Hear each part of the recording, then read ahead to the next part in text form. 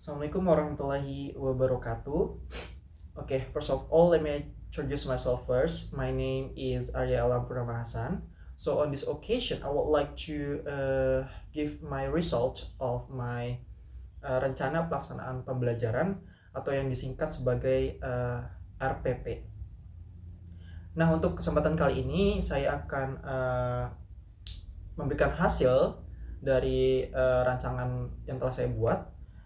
Dan untuk targetnya yaitu mata pembelajaran bahasa Inggris. Terus untuk kelasnya itu kelas 7 dan semester ganjil. Untuk topik yang saya pakai untuk RPP yang telah saya buat yaitu topik tentang asking permissions.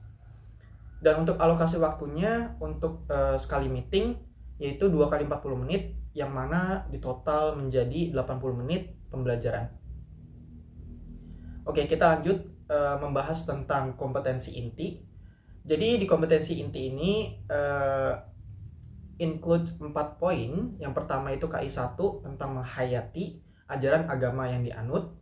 Terus yang kedua itu menunjukkan perilaku jujur, disiplin, tanggung jawab, peduli, terus toleransi, gotong royong, santun, percaya diri dalam berinteraksi secara efektif dengan lingkungan sosial dan alam dalam jangkauan pergaulan dan keberadaannya. Selanjutnya yaitu KI 3. KI 3 ini memahami pengetahuan dalam konteks faktual, konseptual, dan prosedural berdasarkan rasa ingin tahunya tentang ilmu pengetahuan, teknologi, seni budaya yang terkait fenomena dan kejadian tampak mata. Dan yang terakhir yaitu KI 4. KI 4 ini tentang bagaimana cara mencoba, mengolah, dan menyaji dalam ranah konkret. Of course, menggunakan mengurai, merangkai, memodifikasi, dan membuat. Dan ranah abstrak yaitu menulis, membaca, menghitung, menggambar, dan mengarang sesuai dengan yang dipelajari di sekolah dan sumber lain yang sama dalam sudut pandang atau teori KI atau kompetensi inti. Oke, selanjutnya kita akan membahas tentang IPK pada kompetensi dasar atau yang biasa kita sebut indikator pencapaian kompetensi. Nah, pada kompetensi dasar ini atau KD, saya membagi menjadi 2 aspek, yaitu aspek kognitif dan aspek psikomotorik. Jadi pada aspek kognitif ini khusus untuk skill like listening and reading, yang mana terdapat beberapa KD, yaitu yang pertama KD 3.3 yaitu menganalisis percakapan sederhana dalam situasi sehari-hari yang melibatkan permintaan izin atau asking permissions. Dan selanjutnya itu KD 3.4 yaitu menganalisis teks pendek yang berisi permintaan izin atau asking permissions untuk menemukan struktur dan maknanya. Selanjutnya yaitu kita pindah ke aspek psikomotorik. Psikomotorik itu jadi mengandung skills speaking and writing. Pada konteks ini itu yang pertama pada poin KD 4.3 yaitu menampilkan ungkapan-ungkapan meminta izin atau asking permissions dalam pencapaian sehari-hari secara benar dan tepat. Selanjutnya yaitu KD poin 4.6 pada aspek psikomotorik, yaitu membuat dialog tertulis yang mengandung ungkapan meminta izin dan meresponnya, seperti itu. Oke, kita pindah ke indikator pencapaian kompetensi atau IPK. Pada segi ini saya juga membagi menjadi 2 aspek, yaitu kognitif dan psikomotorik. Untuk ranah kognitif, saya menggunakan 2 ranah kognitif, yaitu satu ranah di ranah C4. Pada poin 3.3.1 yaitu mengidentifikasi komponen kunci dari percakapan yang mengandung permintaan izin dan menjelaskan alasan-alasan di balik penggunaan ungkapan tertentu, seperti itu. Dan untuk poin 3.4.1 yaitu memecahkan teks yang berisi permintaan izin atau asking permissions menjadi bagian-bagian yang lebih kecil dan menjelaskan fungsi masing-masing bagian tersebut. Selanjutnya yaitu kita pindah ke aspek psikomotorik, yaitu untuk speaking dan writing. Nah, pada aspek ini terdapat 2 KD atau 2 poin, yaitu poin 4.3.1 yaitu melakukan percakapan pendek dengan teman sekelas menggunakan ungkapan meminta izin atau asking permissions. Nah, untuk aspek psikomotorik di bagian poin pertama ini mengandung ranah psikomotorik yaitu P2. Selanjutnya yaitu poin KD 4.6.1 yaitu menyusun dialog tertulis antara 2 orang yang saling meminta dan memberikan izin. Dan di poin ini itu mengandung ranah psikomotorik yaitu P2 juga. Oke, selanjutnya yaitu tujuan pembelajaran. Dan pada tujuan pembelajaran ini terdapat 4 poin yang mana memiliki kaidah yang biasa kita sebut kaidah ABCD. Yang pertama kaidah A itu audience, B itu behavior, terus C itu conditioning, and the last one is D yaitu degree. Nah, pada tujuan pembelajaran yang pertama itu, jadi setelah mendengarkan rekaman audio ataupun video, siswa mampu menganalisis komponen kunci dari percakapan yang mengandung permintaan izin atau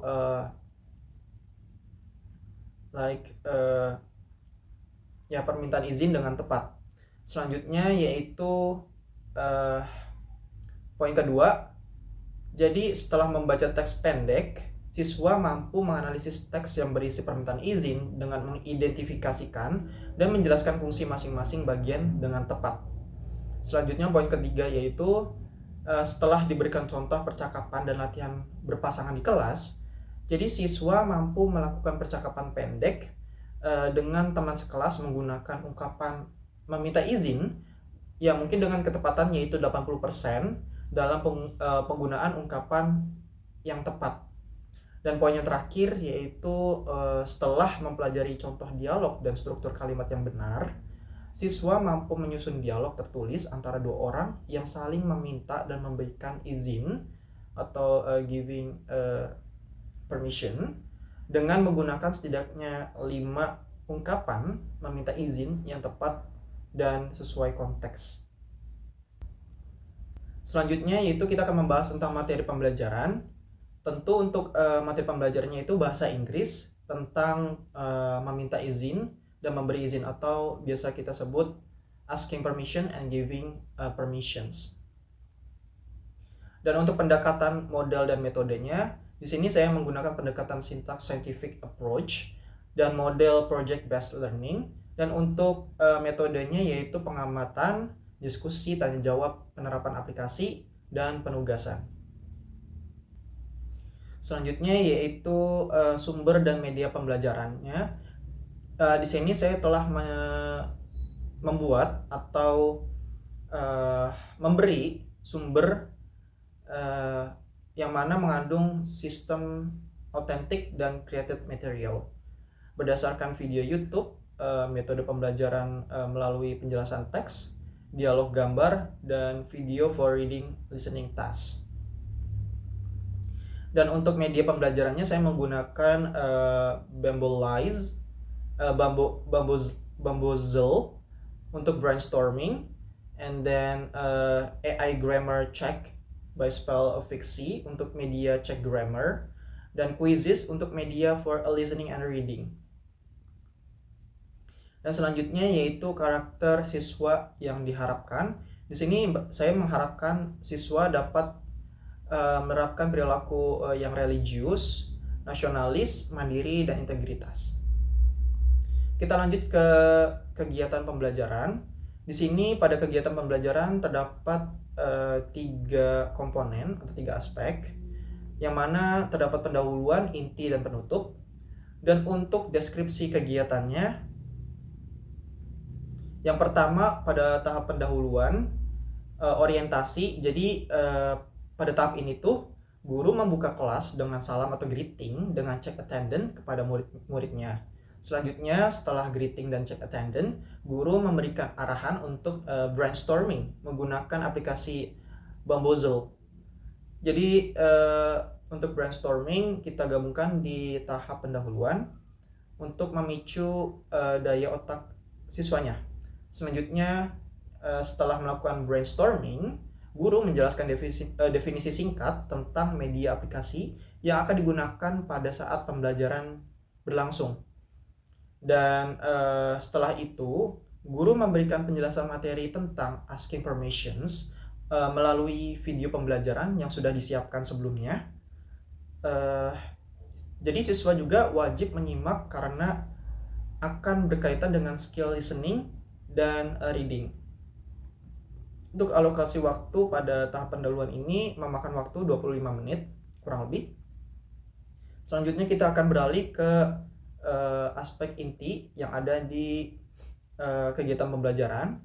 Jadi di aspek ini tuh mengandung skill, yang mana skill listening and reading, writing, and speaking. Dan untuk listening and readingnya itu memakan waktu yaitu 10 menit, yang mana pada tahapan listening dan reading siswa akan diberikan tugas untuk menyelesaikan sebuah soal tentang materi asking permissions melalui aplikasi Quizzes. Dan pada tahapan ini terdiri dari beberapa soal tentang materi asking permissions, yang mana soal tersebut include skill listening and writing. Selanjutnya pada tahapan skill writing dengan alokasi waktu 12 menit. Jadi setelah melalui tahapan pembelajaran tentang listening dan reading, selanjutnya siswa diminta untuk mencari pasangan atau kelompok untuk membuat sebuah teks dialog tentang materi asking permissions. Dan pada saat pembuatan teks, siswa bisa menggunakan aplikasi AI Grammar untuk mengecek teks dialog mereka, apakah telah sesuai ataupun tidak. Selanjutnya pada tahap skill speaking, siswa diminta untuk maju per kelompok untuk mempresentasikan hasil dari teks yang sudah dibuat sebelumnya. Untuk alokasi waktunya pada tahap speaking ini yaitu 30 menit. Dan yang terakhir yaitu aspek penutupan, pada tahap penutupan. Dan pada tahap ini perwakilan siswa memberikan kesan atau pesan tentang materi atau pembelajaran yang sudah dipelajari sebelumnya. Atau guru memberikan hasil report dari siswa yang telah sesuai seperti itu. Dan untuk alokasi waktunya kurang lebih 3-5 menit. Untuk penilaiannya di sini untuk speaking menggunakan rubrik sebagai hasil observasi siswa. Sebagai contoh, pada kriteria rubrik di bawah, guru memberikan skor berdasarkan kemampuan siswa. Jadi skor yang akan diberikan yaitu yang pertama nilai 1 yaitu kurang, nilai 2 itu cukup, dan nilai 3 itu sempurna. Adapun kategorinya yaitu untuk speaking yaitu pronunciation, intonation, fluency, dan akurasi. Untuk penskorannya yaitu skor maksimal yaitu 12. Untuk nilai akhir yaitu N sama dengan skor perolehan dibagi 12 dikali 100. Selanjutnya kita akan beralih ke untuk penilaian writing menggunakan rubrik sebagai hasil observasi siswa. Sebagai contoh, terdapat pada tata bahasa dan struktur kalimat, kreativitas, kesesuaian konteks, dan koherensi. Dan untuk penskorannya itu sama, skor maksimal itu 12. Untuk nilai akhir yaitu N, skor perolehan dibagi 12 dikali 100. Mungkin sekian saja dari hasil penjelasan report atau hasil result yang telah saya buat pada RPP. Kurang lebihnya mohon maaf. Wabillahi taufiq wal hidayah. Wassalamualaikum warahmatullahi wabarakatuh.